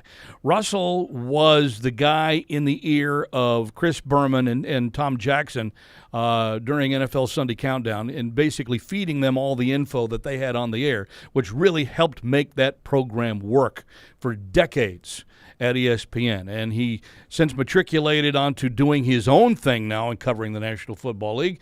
Let's try him now. Are you there, buddy? I'm here. Oh, there you are. Okay. I don't know what happened. You said the first two words out of your mouth, and all of a sudden, okay. I don't know what happened. I was talking to you, and then all of a sudden, Boomer and Tommy were asking me questions. Do they still ask you questions today? Well, we talk on different levels. I actually talked with Chris a couple of days ago. And Great. So on. Good. And listen, those are they're family members. Yeah, right. For life. Okay? Right. Of course they are. There's a reason, there's a reason you hear the words Uncle Boomer in my house. Hey, and you had another family member decide to step aside this week with the retiring of Mr. Mortensen from covering the NFL actively on ESPN. You know, I was hoping you'd ask me about Morton because, and you're going to have to bear with me because when I found out yesterday, he's one of the kindest and actually one of the funniest human beings I've ever met in my life. Mm-hmm. Always brought such perspective, such professionalism, and I'm not even doing him justice and stuff. But you know, the what he brought to our meetings, it was more than just information. Yeah. It was the love, the respect for what he did, and so on. And he's one of those people I really miss. I got to see him at the Hall of Fame a couple of years ago. He made me laugh. He always makes you laugh, and so on. And he's, I posted a picture up that we took at the Hall of Fame 3 or 4 years ago. He was a pivotal part of the business. And before this, John, before this day of cell phones. Okay, which I'm dating myself, not, listen, I'm not talking, wireless communication and ticker tape or anything like that. But, I can remember being in the studios when we used to do the Monday night show, which was actually called NFL Prime Monday, if you remember. Sure, yeah, originally, It started in 1993. It was kind of like in a trailer outside the main complex and so on. That was the set we used. And then we moved inside, with running water and all that stuff. Yeah, they invited you in the building. Yeah, we were allowed to come in. But I can remember many an instance where, again, before cell phones and Mort in the studio being paged, that you would call, and it was a who's who of people who were calling Mort. Yeah. Okay. Right. So he commanded that much respect. He still commands that much respect, and I know I hear from him on Twitter, and every once in a while I get a nice little message and so on. But what he did for ESPN in terms of credibility, it can't be topped. And I was. Well, he was the original insider, Russell. I mean, he was Adam Schefter before Adam Schefter was Adam Schefter. Yeah, well, I think in some ways Adam considers him a mentor. Yeah. Those are my words, not necessarily, but I think if you read anything that Adam wrote yesterday on Twitter. Yeah, I saw it. How they worked side by side for the last couple of years. Yeah. Adam was at the NFL Network and came over and joined us at ESPN. So, right. Yeah. It's communication is so much different now and so on, but just what Mort brought to ESPN and to me personally as a human being can't be replaced, and won't be replaced because he'll be around for a long time and he'll still be making us laugh. And the perspective he has with with players around the league and the respect he has around the league and so on. That's something you earn over time, and that's something he'll never ever lose. Right. So yeah, it was always so much fun when I was doing regular radio stints in Bristol. We always looked forward to having an NFL segment, and whether it was you or Mort or whomever else was doing it at the time, Susie Colbert a lot. It was always a lot of fun. We got energized and charged up because they were energized, they were charged up, and they knew. So we knew we were about to get an education, and Mort was the one that always kind of led the way. We were there at such a, I was talking to Tommy about this not too long ago. We were there at such a magical time. And I'm not saying that to disparage what goes on there now. It's a different network. I understand that. And so I'm long removed from there. I've been gone a dozen years. I'm not a person to go back and say, well, this is that, and this and that. Mm-hmm. But we happen to be, I think what was fortunate for us is when ESPN got the NFL contract in 1987, and they started doing Sunday night games. NFL draft was already on ESPN. It was originally on ESPN. And then slowly but surely, became the Sunday night game. And then, of course, I was very, very lucky, Yuri alluded to it, of doing NFL primetime in the studio with Chris and Tommy, which I did in the studio part of it for 17 years. Yeah. Never missed a show. Why would you? And the beauty of watching those two guys, especially John, and you'll understand, especially doing the late highlights. Oh, yeah. Because we would sit in what we call the war room and watch the games. And, you could pay admission watching the games in there with Chris and Tommy. I believe that. Hey, did he ever use his calls while you guys were watching all those games? He could go all the way. Did he ever say that? But Chris would allude to stuff and so on. And the banter that went on because these guys, everybody knew each other so well, and so on. And so I'll just take you through a typical day as you got ready for the show. Yeah. Roughly about 6 o'clock, the production assistants would come up with their highlight packages and what we call shot sheets. And they would go over and, produce whoever was producing the show, would lay out the order we're doing. And the beauty of when we had the NFL contract when I was there was we could show 30 seconds of a game.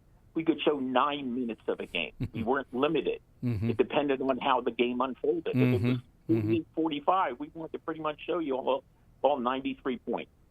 So you never got short-changed in that regard. But, again, and I'll use the beauty again, is it was the late games, John, when the production assistants would come into the set and hand Tommy and Boomer the shot sheets.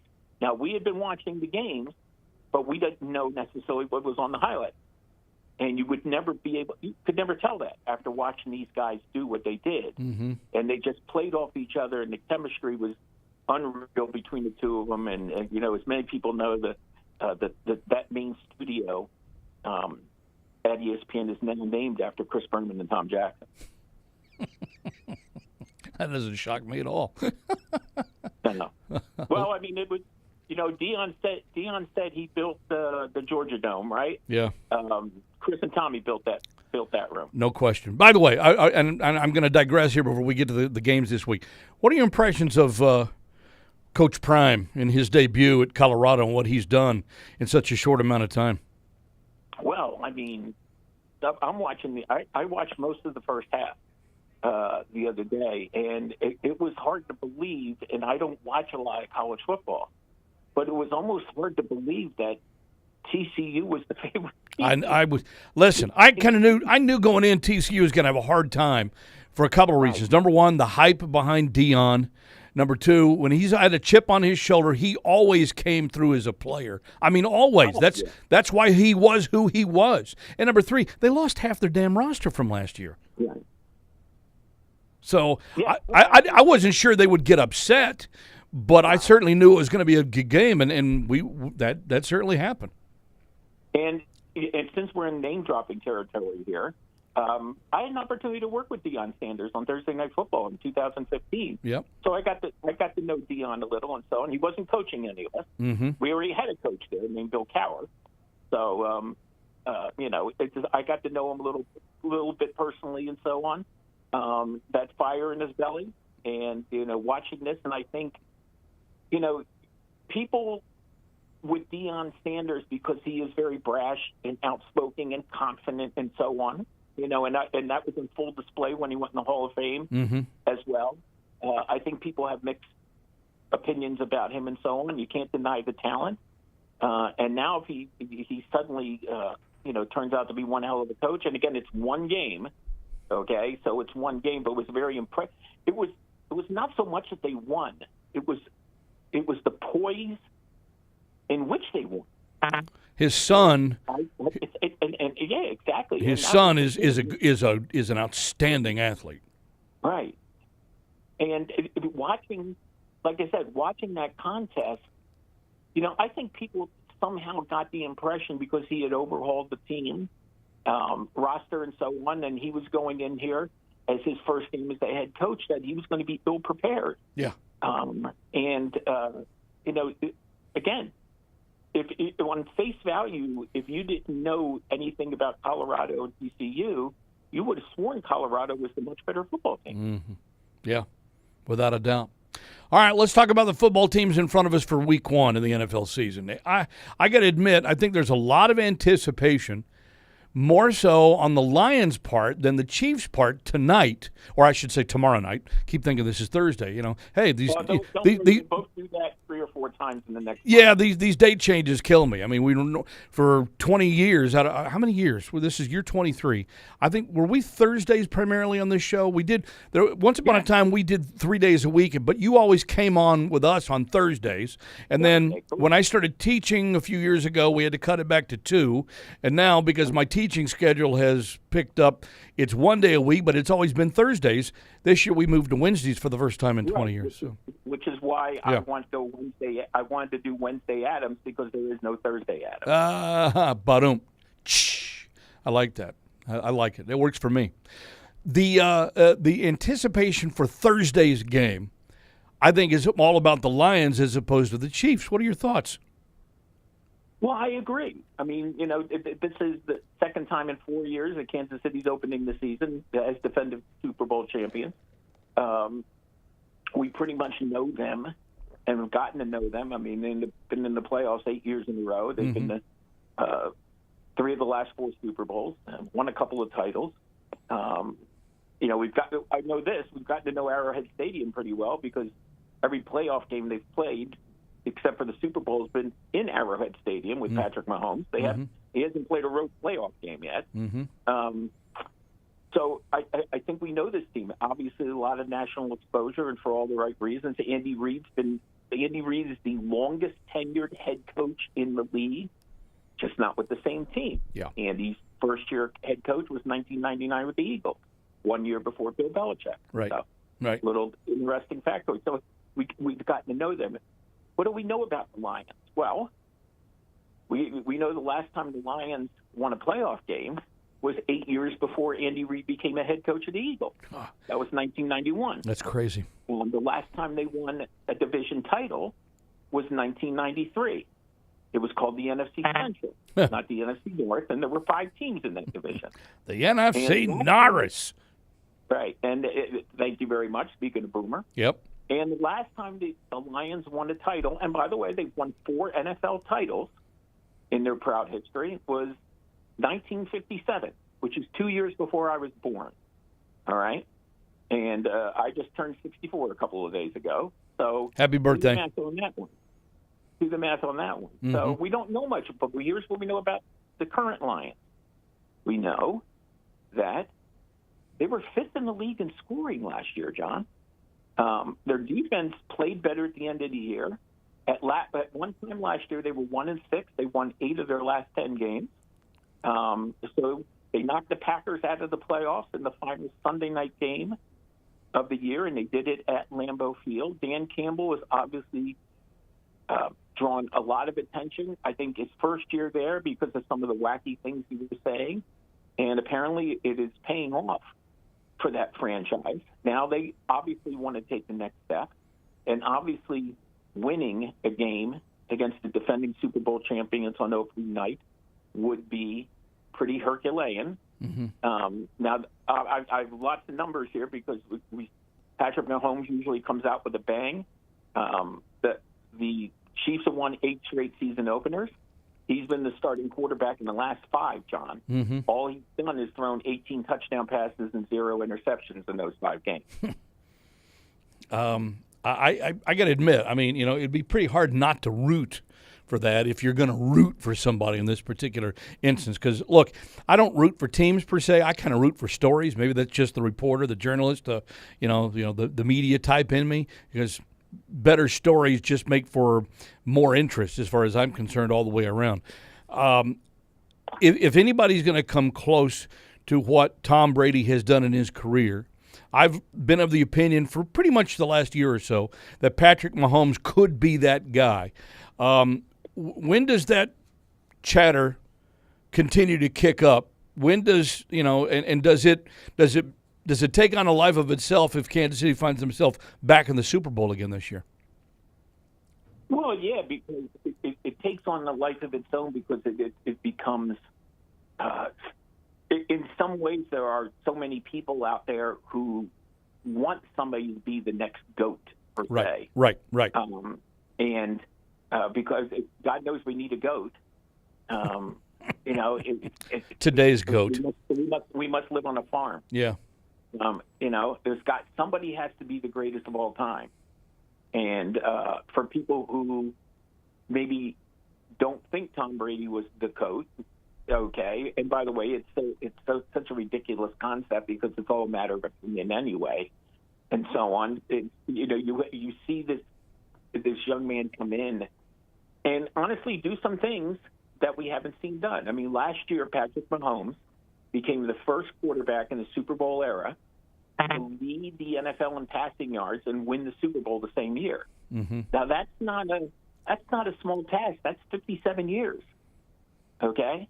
So, I mean, he had a lot to do with it. And I found it so ironic that in the Super Bowl, in which he was named Super Bowl MVP, and don't get me wrong, he played a hell of a game, mm-hmm. The guy who threw for over 5,000 yards didn't even throw for 200 yards in the Super Bowl. I felt that they won that Super Bowl in the second half by running the football against an Eagles defense that was tied for 16th in the league against the run. Yep.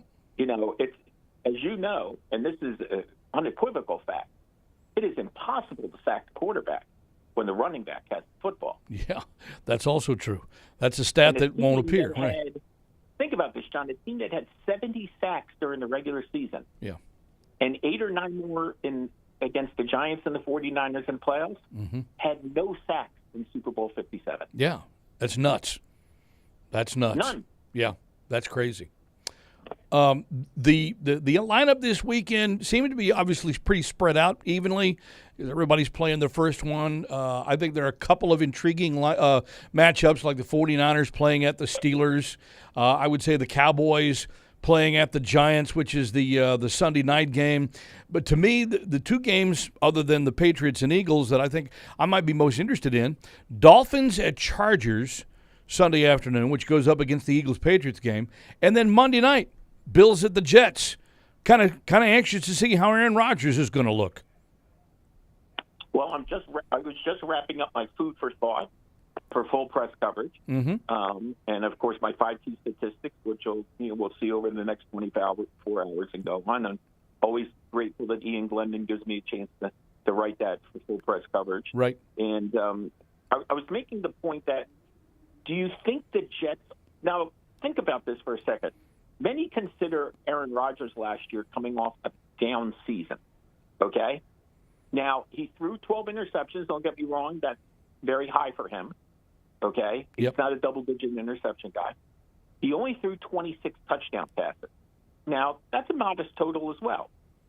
But when you consider the Jets' offense in general scored 28 touchdowns in 17 games, I'm going to take a leap of faith and think Aaron Rodgers is going to have somewhat of an impact on this offense. Now, what's also going to be interesting about this game is it's his first game as with the Jets. It's his first game versus an AFC East opponent, but not necessarily.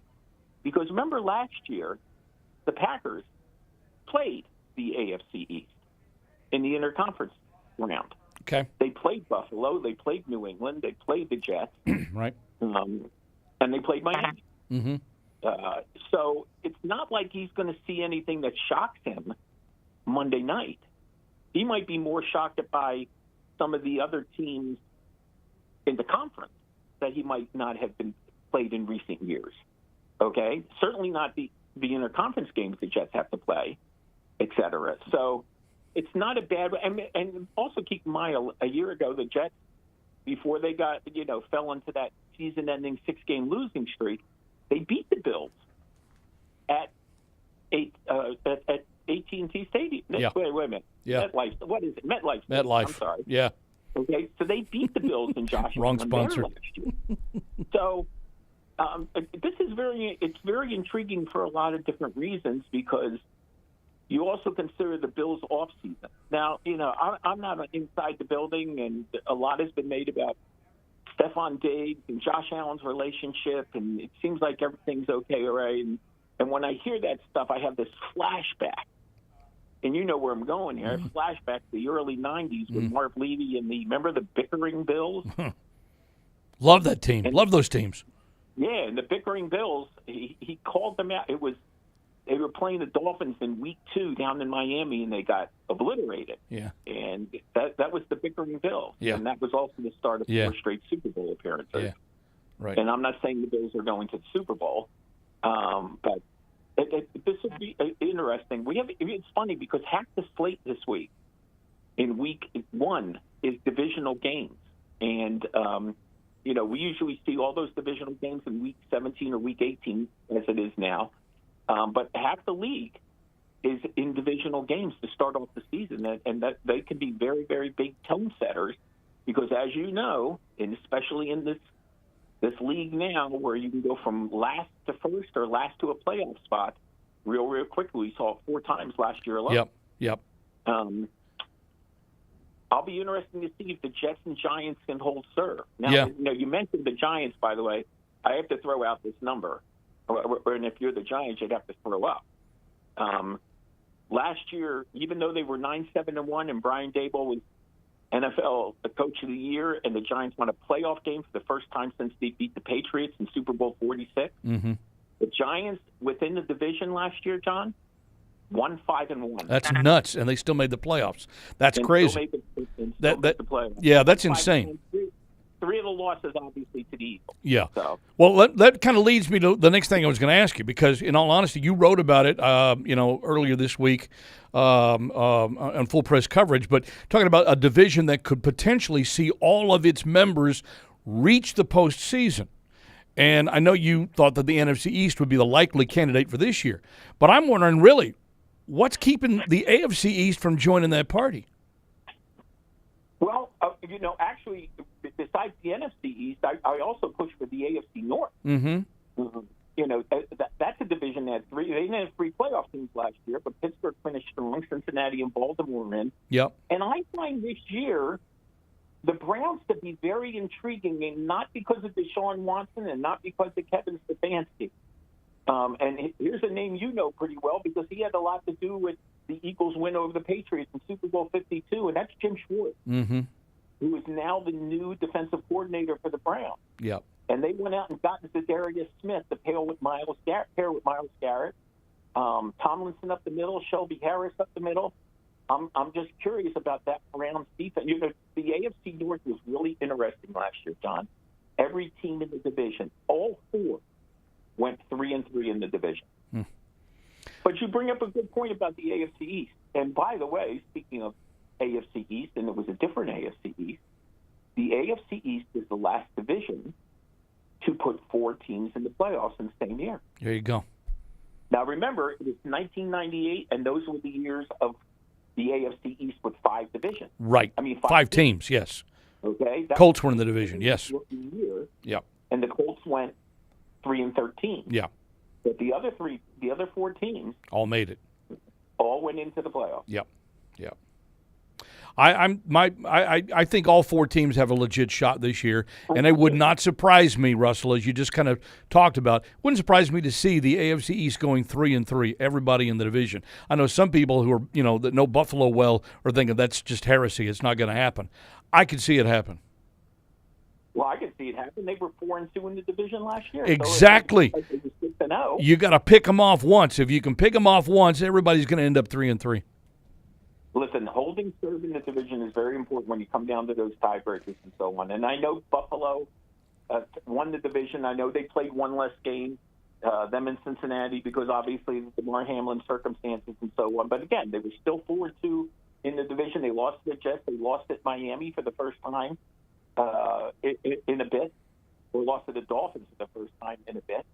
So, and the year before. So, you know, it is getting somewhat harder to dominate your division as far as a clean sweep. The Chiefs did it obviously last year. The 49ers did it last year. But, you know, you look at the improvement and maybe some of the slippage a little by San Francisco. I mean, they're going to, you know, doesn't look like Nick Bosa is going to be around at least week one. Right. For the Chiefs, doesn't look like Chris Jones is going to be around tomorrow night. So, and we don't know about Travis Kelce and so on. So, it's a week-to-week league. Things can change very, very dramatically. And, you know, there's nothing more evident than the fact that, and think about this, John, for people who, in fact, this, you know me, one of my least favorite sayings when it comes to NFL analysts is, if the season ended today. Yeah, I know. Okay, if you want the season to end today, go follow the NBA. I don't want that wouldn't have been my choice either. Right. But think about this for a while and think about, regardless of what the team's record were at the time, okay? Yep. The Jets were 7-4 and lost their last 6 games. Yep. The Titans were 7-3 and lost their last 7 games. Yeah. The Colts lost their last 7 games last year. Yep. The Cardinals lost their last 7 games last year. Yep. The Bears lost their last 10 games. Wow. Last year. That's nuts.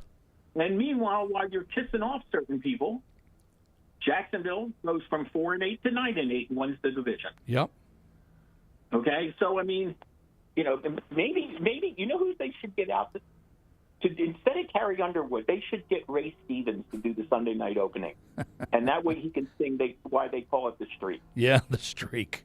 That's exactly right, because it's going to take something like that, I think, again this year. Well, I mean, maybe getting hot at the right time. There's a lot to be said. It certainly happened with Tampa Bay in 2020, and to a degree, it happened with the Rams a couple of years ago. Right. But I mean, the Chiefs were tied for the best record in the NFL last year. So I'm not going to, not go on that stretch. Right. And so on. Yeah, exactly. We saw that. We saw what looked like teams in solid positions completely collapse at the end of the year. And I think Tennessee, you would have to say Tennessee may be the most surprising of them all. Probably so. My friend, it's good to have you back again. Thank you for making some time for us on Wednesdays this year. And I look forward to our visit as often as you can make it on Wednesday. So thank you for clearing your schedule for us and being with us so we can talk a little football.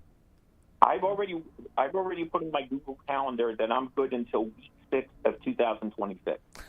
Week 6, 2026. All right. Well, you may be then working beyond my expiration date. Listen, you have enough callers. I'm sure I can find somebody who can fill in. Yeah, I'm no doubt about that. Where's Melvin? Actually, Melvin didn't call in today, but Eldred did. Eldred's hanging on so he can hear you. There you go. You want to say hello to Eldred? Absolutely. Okay, hold on just a second. Eldred, say hello to Russell Baxter because he wants to say hello to you. Hello, Mr. Guru and Mr. Legend. How y'all doing? I'm good. How are you? I'm doing pretty good. Just What's finishing your up my day. What's your prediction for the year? What do you think? My prediction for the year? Yep. I'm still going to stick with 7-11. 17, excuse me, 17. 7 Wait a minute. I didn't ask you where you were getting the Slurpee. I asked you what your prediction was. Wow. That's pretty quick for a 64-year-old brain right there. That's pretty quick. That's impressive. Prediction? Well, I'm hoping that we go to the playoffs, but until they solve some things, like I said, you got to see how they play the game first, and that's what I can do. Yeah. Well, I mean, obviously they have a tall task on Sunday against Philadelphia, and the kid I'm going to be watching on Philadelphia is Jalen Carter, because if he can help the Eagles stop the run, and they were very mediocre against the run, that changes the face of that team dramatically. Remember, they lost Javon Hargrave in free agency to the 49ers, and that leaves a big hole up the middle in Carter. And, with a little controversy, off the field, et cetera, the Eagles made their move. And Howie Roseman I don't think gets enough credit for what he's done with that organization over the last 5 or 6 years and so on. So that's the kid I'm going to be watching on Sunday. But it should be a really interesting game on Sunday up in Foxborough, because you never know what you're going to get with week one, and we certainly have seen our share of surprises. Exactly. So, all right, enjoy yourself, sir. And did you go for the blue raspberry or? Blue raspberry. I think the blue raspberry Slurpee at 7-Eleven was known as a gully washer. There you go. Yeah, I like the cherry one. I like the cherry one better. I go for the hot dog. The cherry one was good back in my day. That's also true. Wait, Russell, did you say you go for the hot dogs? Oh, absolutely. Oh, my God. I can't believe another brother from another mother, because that's all I do. I go to the convenience store, and Miss Robin kills me when I want a hot dog in there, but they look so damn good in there, I got to get one. I was shameless plug. I was at Cumberland Farms this morning. Yes! Yes! I just pulled into the parking lot. I just pulled into the parking lot, and out came this really nice lady. Hot dog loaded to the gills, John. and I said to her, wow, that looks really good. I said, now I want a hot dog. Exactly. And she said, yeah. She goes, that looks good. I said, yeah, in fact, how about if I have yours, and why don't you go in and get another one? Right, because that way you wouldn't have to pay regular price. If you're getting one, you could get two for $4. That's exactly right. And I know that woman will never see me again as long as I live, and I know she thinks I'm nuts. I absolutely love that. Russell, my friend, it's great to visit with you. I look forward to visiting with you again next week. And just remember what the topic will be next week. Next week, we will talk about the 16 teams that their fans think will go undefeated, and the 16 teams where their fans will be saying they're getting the number one pick in the draft. Exactly. Because we like to overreact after the first week of a 17-week schedule. Absolutely. Russell, you the man. Thank you, brother. All right. See you soon, guys. You got it. So, take it easy, Mr. Guru. Eldred, what did you want to talk about today, if we didn't already hit that? Well, because I'm going to give you the final word in the show today. How do you like that? Well, thank you. Well, thank you. I appreciate that, Mr. Legend. The game today, Sunday, I got my towel out and my popcorn. Popcorn to eat, the towel to cry in. So, so that team is challenged from top to bottom. You heard the guy that covered the team, right? Yeah. Top to bottom. Yeah. They hit on the draft pick, and they went up to the guys in free agent. Yeah. Something that our GM don't do. Yeah. So they stack. So I'm thinking, I hope the offense put up 20 points, but to me that's just a Christmas wish. I think they roll because they got something to prove from last year. I think they go 35-17. Yeah, if you're trying to think of this thing with a clear mind, and not for one side or the other, I can see where you would easily make that choice. I personally think right now that the Patriots will figure out a way to keep it close for that first half until the Eagles figure out a way to shake off the rust and probably put pedal to metal in the second half. So I'm going to take the Eagles 24-20 in that one. 24-20, okay. But the reason I'm going to do that is because I think the Patriots defense is going to keep them honest and in the game for most of the game, and they should, if they can, take advantage of mistakes. Look, injuries happen, we know, but the one thing that I'm really concerned about the most in week one is self-inflicted injuries by way of penalty. because we know the offensive line had such a hard time a year ago playing together, and it was an abomination is what it was. It was like they didn't know what the word discipline meant, and clearly we could see that happen with a defensive front like Philadelphia has in front of them on Sunday. And so if we're revisiting that very thing this next week, no one can say, well, told you so, because we talked about it, and it is liable. It's certainly liable to happen. I'm going to give the Patriots the benefit of the doubt until I see otherwise. That's really all I'm doing here. And if it's 24-20 and they have an opportunity with the ball late in the game, then, hey, that's really all you can ask for. But the smart money is the smart money is probably on the Eagles winning going away. Yeah. I'm looking at that front because they can rotate. They got 4 deep. I mean, ain't talking about four depth. I'm sure they got a guy for each guy on that front line. Deep, talent-wise, they can play. Yeah. Especially from last year. Yeah, right. And our line is what I'm worried about. Mainly if Mac will have time to set up, throw, even do the little quick slant. Yeah. I'm just wondering. Right. But everybody that's talking about we got Gonzalez, he's a number. He look like he's a rookie. Y'all got to give him at least 8 to 9 games. Cause Gilmore had 8 games before he got better. So he's a rookie. You got to at least give him 8 to 9 because he ain't gonna be out there smothering everybody like Sauce. Maybe Sauce had his problems too in the beginning of the year. He got better towards the end. So you got to give Gonzalez the same way. That's what I'm doing. Yeah. Give him the same benefit of the doubt. Right, exactly. Tyquan is a disappointment to me. Well, yeah, I mean, if you listen, I don't know how you could be a factor if you can't stay healthy enough to stay on the field. And right now, that's going to be the biggest problem for him to overcome is staying healthy. So, you can't play if you can't stay healthy.